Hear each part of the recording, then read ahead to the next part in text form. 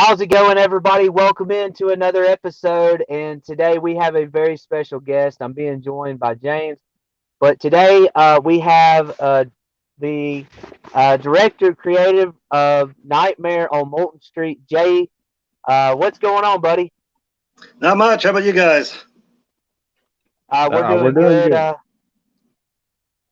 good. Yeah, thank you for joining us here on the show this evening. And heard you were doing a lot of exciting stuff down there at your haunt. Oh, yeah, glad to be here and always glad to talk about the hunt. We're a charity hunt. All the proceeds go to the American Cancer Society. And we're opening up in a couple weeks. The 22nd of October is our first night open. And we have a great time giving out a lot of good scares. We're upstairs in a historic building, and actually turns out the historic building has paranormal activity to go with it. So if the actors don't get you, the ghosts might. Ooh, that sounds pretty creepy, man. That We is found very, out very amazing. the building's, like I said, about 100 years old. It was used in the past as a bordello, as a speakeasy. In fact, the floor is, from the speakeasy is still down, and so you can imagine with some of those kind of activities going on back in Prohibition and all that. There's been some, let's say, unsavory activities up here. So actually, what I have done to kind of pay homage to the speakeasy is one of the rooms that I've created as like a miniature speakeasy bar type setting that's actually in the area where the real speakeasy was back in the 20s and 30s. Wow. That's some amazing history right there, Jay. And speaking of that, the city of Decatur is very historic in itself, is it not? It is. It is. It's one of the battles of the Civil War. We've got 4 or 5 buildings remaining from before the Civil War. The rest of it, a lot of the city was torn down to use to build forts and things for the Civil War. Right, And of right. course, that on the Tennessee River, so it's in a railroad spur as well. So it's known for a lot of trade back in the days. In fact, for many years, Decatur was larger than Huntsville, and of course, probably everyone knows now that Huntsville's new claim to fame is the largest city in Alabama. But if it wouldn't have been for Right. the space program, we might still be bigger. That's right.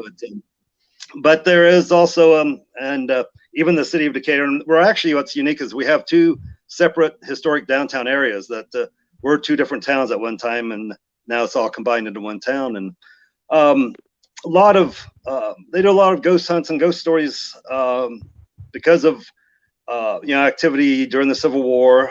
In fact, I was involved in a paranormal investigation of the old State Bank building, and I got some reaction when I was doing the investigation. So that was really cool. Yeah, it sounds Huh. very interesting. Y'all got a lot of good stuff going on up there. If you definitely want to get spooked, for sure. Um, Real fast, the paranormal side. I mean, I'm sure we can talk about that. I'm sure everybody would love to hear about that. But uh, tell us more about your hunt, if you don't mind. What Sure. all do y'all? I know you can't tell me exactly what all you have, but you know what really gets people down there, I guess you could say. Well, one thing is a couple things. We do play off the fact that it's haunted. And like I said, kind of recreated some of the different spaces that were here. A lot of things I have enjoyed haunts since I was knee high to grasshopper, and I've really, when I would go through haunts, even as a little kid, I would try to find out the tricks and what triggered things. And between that and going through countless number of haunts and going to some seminars, really picking up on things that do the best scares. So I would definitely say we are nonstop action all the way through. The one thing they told us in the class that I just missed that note was you ought to give people a little space to get your breath. But I was like, no, I want to hear constant screaming. That makes me happier. We being on the second floor of a deli, it's a little bit of a smaller space, but we've also gone more towards the way haunted houses used to be in the past. I don't know if anyone's familiar with the haunted hotel in Cave City. You walk through that, and the hallways are about 1 foot 8 inches wide. You almost have to go sideways. And a lot of old haunted houses used to have dark, hallways, and you just didn't know where you were. And we've captured some of that and kind of brought some of that back. And so it's there are going to be areas where we make sure you can't see a thing. We really try to work with, of all the senses. Obviously, we have not been able to conquer taste, but we will mess with sight, sound, touch, smell. So, in some areas we will kind of attack all the senses at one time. We've got there's really several themes throughout, and then there's some kind of just rooms that are standalone. But this year we've incorporated kind of a hospital scene where there's multiple rooms that play off of a hospital theme, from checking in to like a doctor's office to actual surgery, and then going on into like a morgue. Oh wow! The speakeasy part is kind of its own standalone to pay homage to the history. We also have a kind of a jail series where there's a warden's office. You start there, and it kind of builds up from there. And then, of course, you just can't have a haunt without clowns. So we have really a pretty crazy area with clowns, because then I won't give away any of the secrets, obviously. But besides all the things I've learned, I am an architect by trade, and kind of creative, and got a mind for kind of how can I really get people good. So there are some stunts that we've got in the haunt that I have never experienced in another haunt before. So I'm really kind of proud of that. It's neat to be unique at something, at least. Yeah, absolutely. And you were talking a while ago something about the morgue, and I think somebody asked me a couple of days ago. They said, "What is one thing that you've never really been through in like a haunt or anything?" And I think I did say a morgue. So that really intrigues me, big time. So I've got to get my butt down there to your haunt for sure. Yeah. Well, and just a kind of a funny little story about me in general is, everyone's been through the vortex tunnel, where you feel like you're falling, and of course you have to grab the handrail to keep from falling and make your way across the bridge. Well, I've been through enough of those, and I thought, when we plan to some year, but when we do a vortex tunnel, I want to have a monster at the end that stops you, so you're actually stuck there on the bridge holding on for dear life. Well, I was up at Conneaut Lake, Pennsylvania, doing the 13 levels of fear. Well, they outdid me. It really upset me. Not only did they have a monster jump out, but the railing that you would grab to keep from falling was electrified. So it shocked me. So yeah, that I was like, dadgummit, someone beat me. I mean, someone even beat me at my own game. But that was very effective, because you didn't want to hold on, but you knew you had to hold on, and that monster was going to just haunt you until you was through with you. So, it's little tricks like that I pick up on and go, how can I incorporate that? Right. Absolutely. Yeah. And so, how long, in general, have you been in the haunt industry? Really, at this level, I'd say it's been 5 years. Like I said, this is put on by a Relay for Life team from a local company. They started it 5 years ago, and really they had to go to the city to get permission and kind of go through all the hoops there. And it turned out that one of my dear friends was the city planner, and she knew that I love haunted houses. So they said, hey, you need to call Jay, and he can help you out with your haunted house.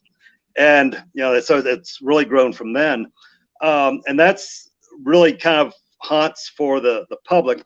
When my kids were little, I would build a haunted house in the carport driveway of our house.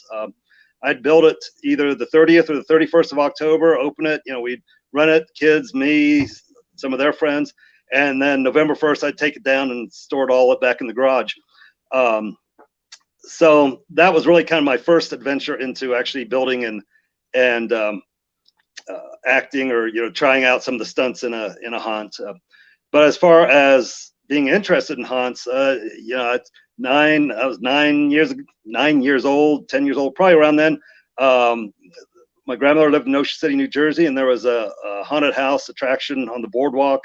And I went through that many times. I grew up in Tulsa, Oklahoma, and there was an old oil baron's mansion that sat. It was really an eerie setting. It was in the middle of the neighborhood, but it sat up on a hill, and it had been abandoned for a number of years. And the JCs had opened it up as a walk-through haunt back in 72, 73. And that probably was the hook right there. That I loved it. And in the last probably 5 to 10 years, I've gone through countless number of either walk through or ride through. I'm trying to hit all of the Bill Tracy ride through haunted houses. I've done some of the different haunt fests, like at Six Flags and the Cedar Fair parks. Done some, there are a couple that are kind of a year-round, always open haunt, not just seasonal. And I've done some of those, and one in Sandusky that really made an impression on me was it's called I can't remember what it is, but it's in Sandusky, Ohio, and it's in the back of a kind of an event center. So they have roller skating and video games and laser tag and all that's in the one building. And so you go and you pay and you wait for a minute, and then they call you back to the haunted house, which is in a corner. Well, I am a jumpy person. I will say that right up front. Is I love going through haunted houses because I do jump more than a lot of people. So something about that I just love. But they really got me in that haunted house. So I left, and the guy came out, and he was just kind of chatting with me. And I asked him, "How many actors did you have working in there?" He said it was just me. And the way it's laid out with kind of a central massive corridors and branches off that corridor and all the switches and all, he was able to probably get me 20, 30 times throughout that haunt, just one actor alone. So that really got me thinking about when I started refining and designing this one, going, let's make rooms that have multiple access to multiple rooms. So we can have one actor get 4 or 5 different rooms, or we can have rooms where we have multiple actors, because those are actors from other rooms plus the actors that are already in the room. So again, everything I can pick up to kind of increase the intensity, we will apply. Yeah, that's truly amazing. I mean, for one person to scare somebody like that. And you were talking about how you are like a jumpy person. So I guess you like the startle scares, huh? Yeah, I pretty much do. Yeah, you're not going to gross me out. You're not going to make me run away with a chainsaw. I think the old brain goes, there's no chain on that saw. We're good. But I definitely fall for the jump scares. And another funny story too. This was at Cedar Point. I actually was scared to the point where I saw stars, or startled to the point where I saw stars, because it was supposed to be like a zombie high school, and this one room was set up like a AV room or something, and they had these cameras, old timey cameras with just really bright LED lights. And I was looking over my shoulder, and I could see this creature back where I came in the room, and I was focused on them to see if it was going to move. The guy jumped out from the other side of me, and I doubled over, and I did see stars, and of course then we both cracked up. We gave each other a high five, and I went on. I was like, that's the best anyone's gotten me in all these years. So. Yeah, it sounds like you had amazing time for sure. Oh yeah. Then I went right back in line, did it again. Now, what were you about to say, James? I'm sorry. I was going to say, yeah, that's amazing, Brian. I really like Jay said, I really like startle scares. The gore doesn't get me. you know, and I ain't gonna lie to you though. Now the chainsaws, if they're at the right spot, they're pretty good. I Mhm. still get a little bit startled by chainsaws, but you know, I really like the startle scares. I like the fact that the rooms are compact. You know, claustrophobic calls, things like that. Right. I'm very old school, and I love that kind of stuff, and it works really well. Right. Well, see, And I guess I'm a the little different than y'all because I guess like chainsaws, like when they crank it up, I know something's about to happen. But when they stick it up by your butt and everything, no, I'm gone. I'm gonna be Oh yeah, running. oh I'm yeah. gonna be trying to run as faster as Forrest Gump. well, and truly, if with chainsaws or really even the folks that have those metal knee pads, if they continue, that gets me more. You know, it's kind of like if someone runs by me with a chainsaw, I'm not going to react. But you know, if they keep following me and getting in my way, and you know, then I start to kind of go, okay, this is getting creepy. And so we do some of that as well in the haunt where we have folks will follow people down the hall and not necessarily do anything, but just be there and let them know they're behind them and kind of creeping up behind them. Um, so Yeah, so that's cool. But the one thing that I think is a really awesome that you do, and again, I appreciate you coming on. But one of the yeah, biggest things that I really do appreciate you and what your haunt does is y'all give back and to the American Cancer Society, if I'm not mistaken. that's correct. It's a local Relay for Life team. All the proceeds go to the American Cancer Society. We're all volunteers. Nobody gets paid. Really, we have a very, very, very little budget, and it's primarily used to. We do have to pay security guard, and we do have to pay a few other things, and we do provide drinks and pizza. But we can't pay any of the actors. I work on the haunt year round. In my spare time, I do have a full-time 40-hour a week job, but I consider this my hobby. Some people may like to restore cars, go hunting. I like to design, build, and create the haunt. So Right. it's a labor of love. But yeah, all the money goes to the American Cancer Society. Last year was a huge year for us. Um, it was amazing the turnout that we had, especially in the height of the COVID. I think part of it had to do with a couple of the media, TV, and newspaper interviewed us and really asking about what our protocols were going to be for COVID. And one thing it got our name out there, but this other thing it did was it showed people that we were doing all kinds of things to be safe, and they felt comfortable coming out and participating. So, Well, that's pretty cool. Yeah, went ahead and put your flyer on there. Nightmare on Moulton Street for those who wants to go check out a really good haunt, but also give to the American Cancer Society. And there's the website down there on the bottom on the screen. Please go out there and check out Jay Clark Font. He does a fantastic job, put a lot of work into it, and yeah, just go out there and support some really good people. and I want to give a shout out to like I said, we're on the second floor above the Brick Deli in downtown Decatur. Wonderful folks. They've let us use this space. They had just used it to fill it up with stuff and used it as storage. They're letting us use the space for free. So again, with being totally charity haunt, that is great.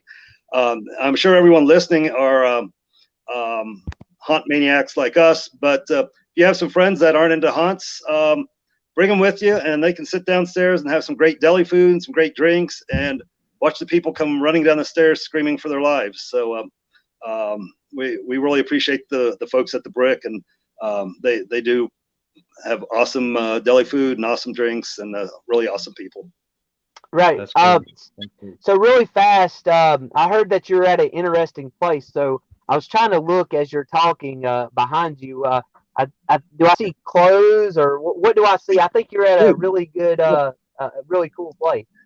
Right. Well, actually, I am sitting in the haunt. Took a break from working on a few things, but right now I'm sitting in the actor prep area. Those are some of our costumes and masks and all we have, and that we all use. And Then, of course, everyone's got to have their storage supplies. So we have, obviously we're still putting up some walls and doing up some decorations. And you can see kind of the old age of the building, the old rafters.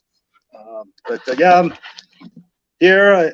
I was going to sit in one of the rooms, but I thought, no, that would give away, a room. And we want everyone to come out and be surprised in every room. Absolutely. Yeah. I love the thinking there for sure.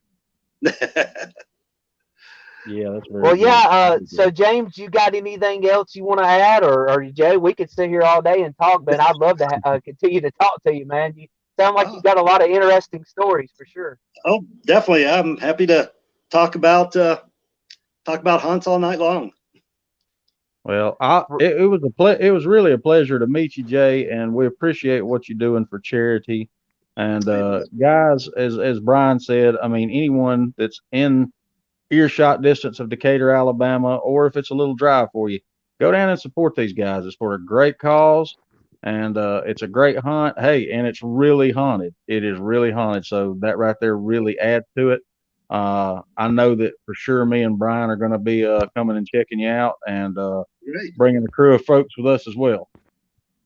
I'm looking forward to seeing everybody and giving them a good scare. Right, Sounds and great there to you me. go again. There's the dates and the website, and it's $13 a person, and well worth it for sure. Is this the only way, Jay, that they can contact you just by going to that website, or what? Um, we also have a phone number. It's 256 432 7530. Okay. Well, we Typically, really typically do. it's set up to go to an answering machine, but I monitor it and keep up with it. Okay. Well, we really do appreciate your time, sir, and you Thanks. keep doing what y'all are doing because I've been hearing a lot of people talk about y'all, and I know everybody's excited to get there for the 2021 season for sure. Well, thank you guys for having me. It's been a pleasure talking with y'all. Been a pleasure talking with Absolutely. you, Jay. And as always, keep it creepy and happy hauntings. Thank you. You too.